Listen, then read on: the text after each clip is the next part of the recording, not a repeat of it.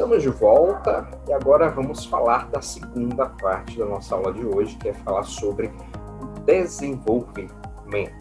Afinal de contas, o que contempla esse capítulo, o nosso capítulo de livro? Então, a gente vai descobrir a partir de agora.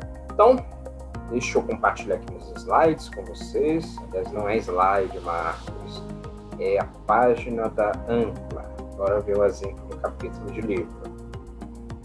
Maravilha, estou compartilhando.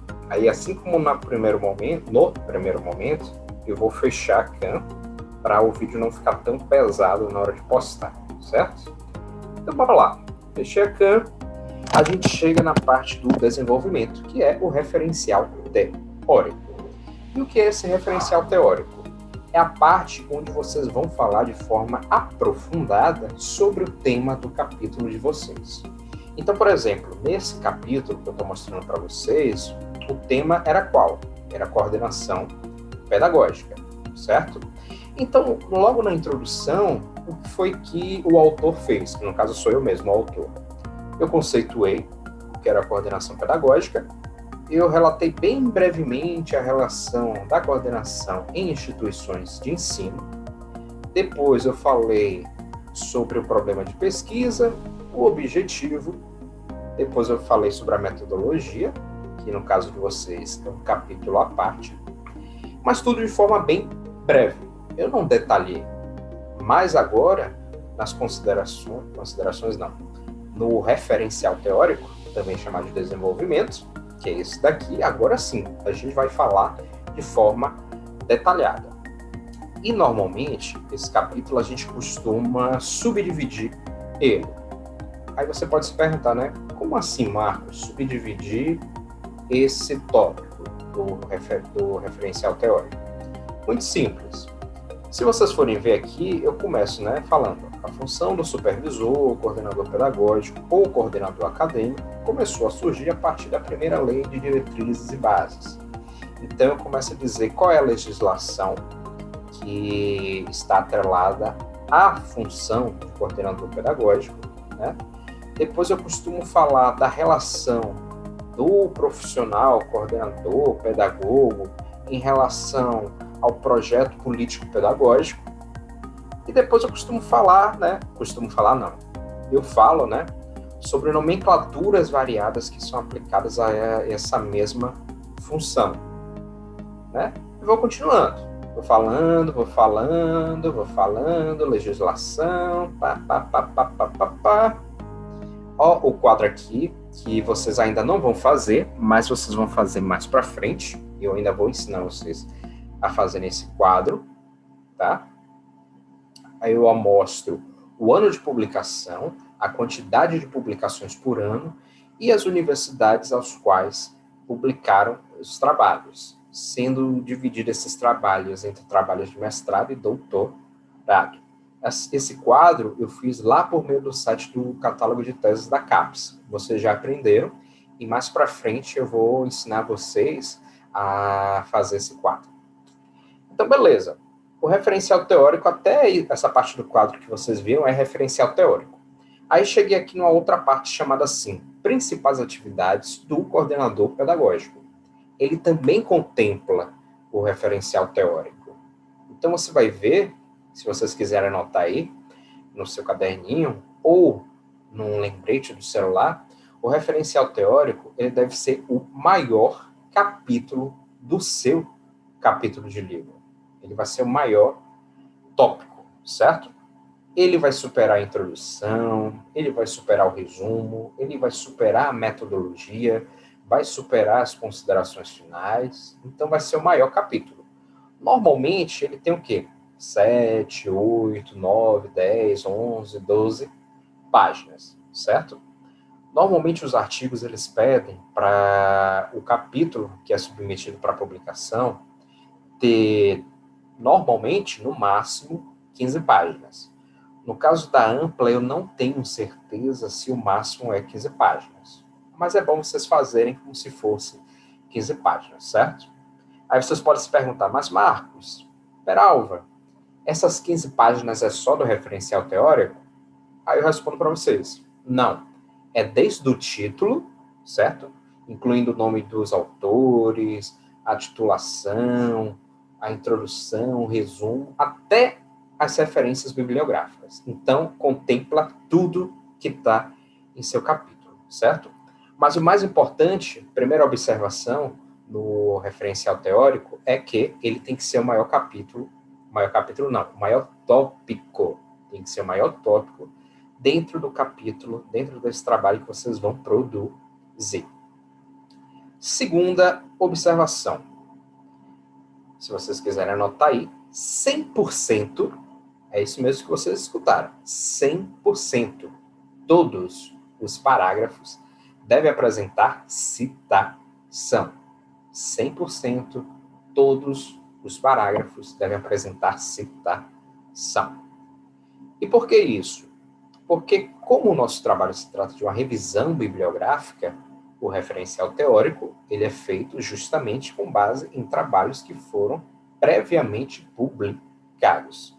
Então, não vai ter nada escrito com as nossas palavras. É tudo com base em outros autores. Então, se a gente está usando outros autores, consequentemente, a gente deve citar eles ao longo do trabalho.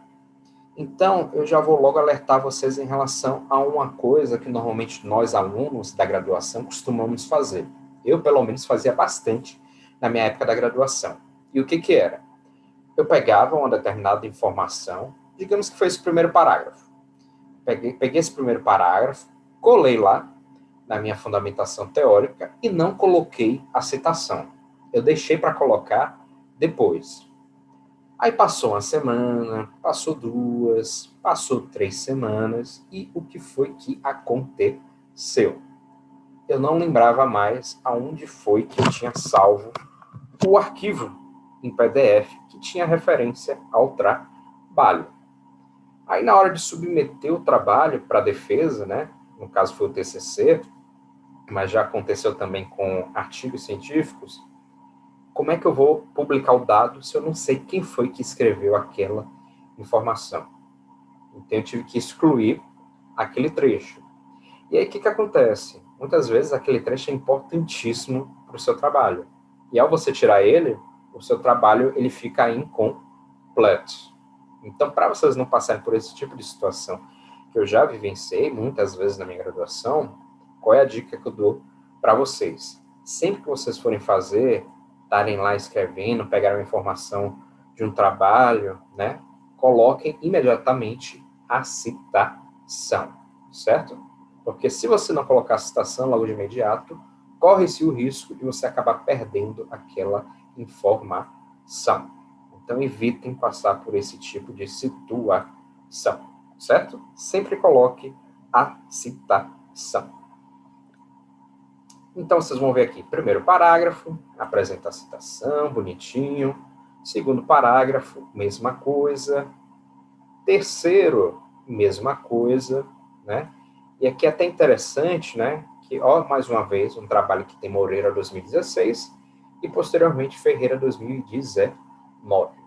Então, 2 trabalhos, e eles estão organizados, arrumados em ordem cronológica, sempre do mais antigo para o mais recente, ok? Aí, por exemplo, vocês vão ver, aqui no caso, eu sempre coloco a citação no final, né? Deixa eu ver se eu coloquei alguma no início da frase. Deixa eu dar uma pesquisada. Aqui. Conforme Inoue e Amado, 2012, o coordenador pedagógico é um formador e articulador do ambiente educacional. Então, esse exemplo é só para mostrar para vocês que não necessariamente todos os parágrafos eles têm que ter a citação no final da frase. Não. Ele pode ter a citação também logo no início. É exemplo desse parágrafo daqui. Certo? Então, o que vocês devem fazer? Primeira coisa, vocês juntaram trabalhos, né? Foram lá no catálogo de tese da CAPES, entraram no Google Acadêmico, fizeram download dos trabalhos, tentaram pegar os mais recentes, né, dos últimos 5 anos, e vocês deram uma lida nos mesmos. Então, o que vocês devem fazer?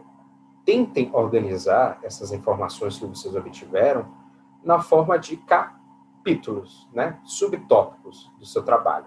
Então, por exemplo, esse trabalho tema é coordenação pedagógica.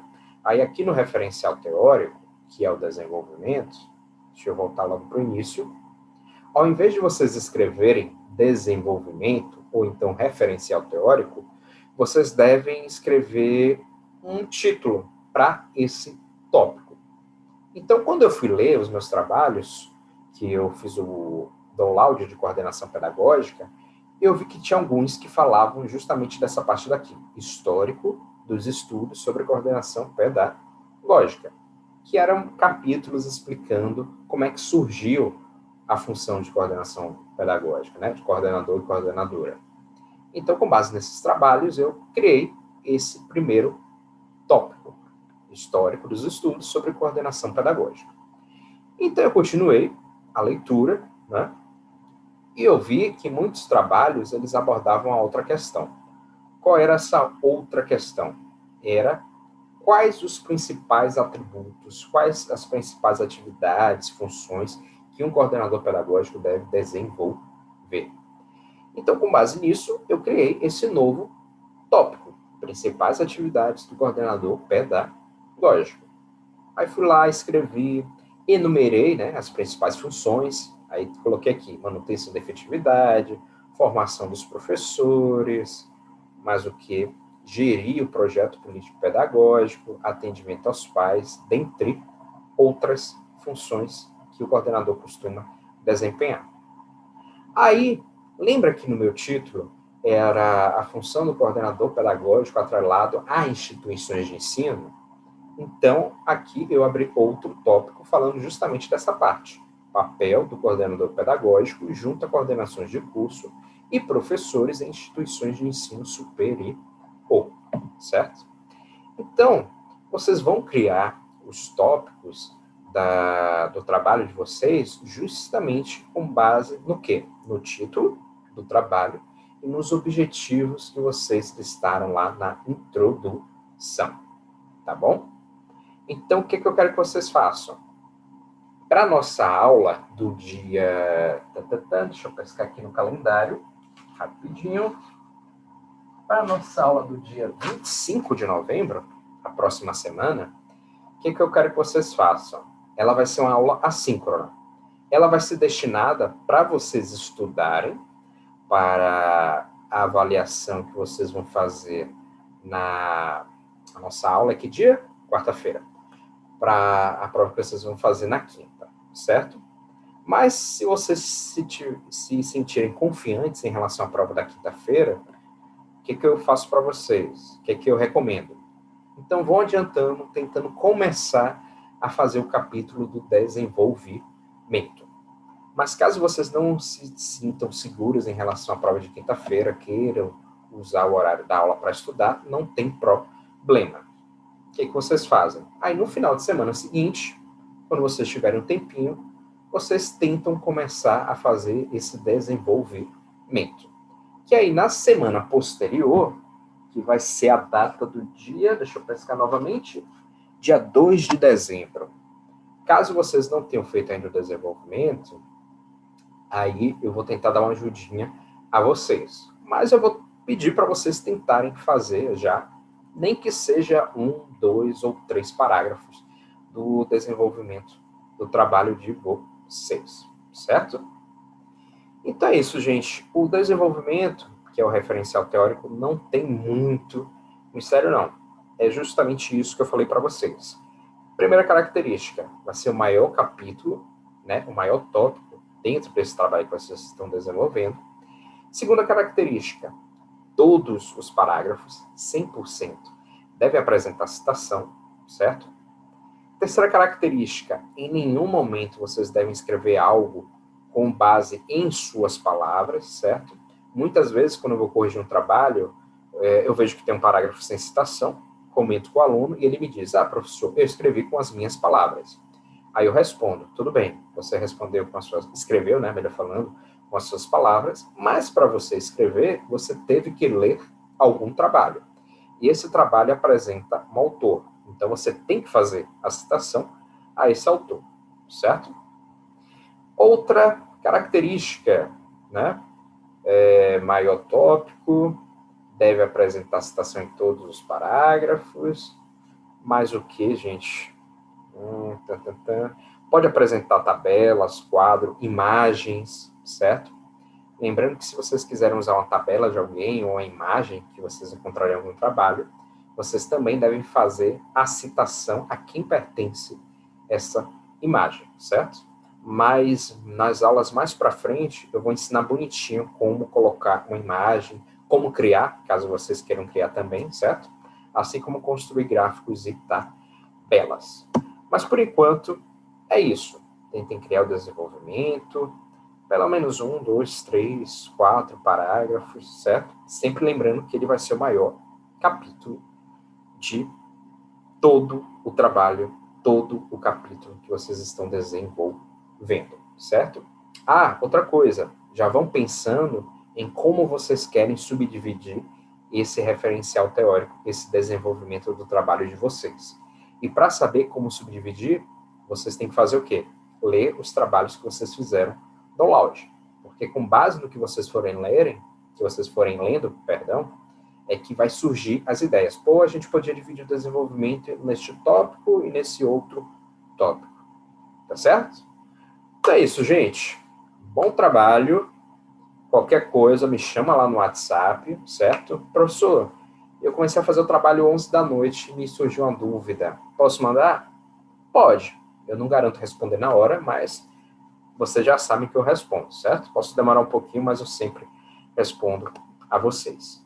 Então, finaliza essa parte da aula por aqui e a gente se encontra em nossa próxima aula semana que vem. Abraços e até nosso próximo encontro.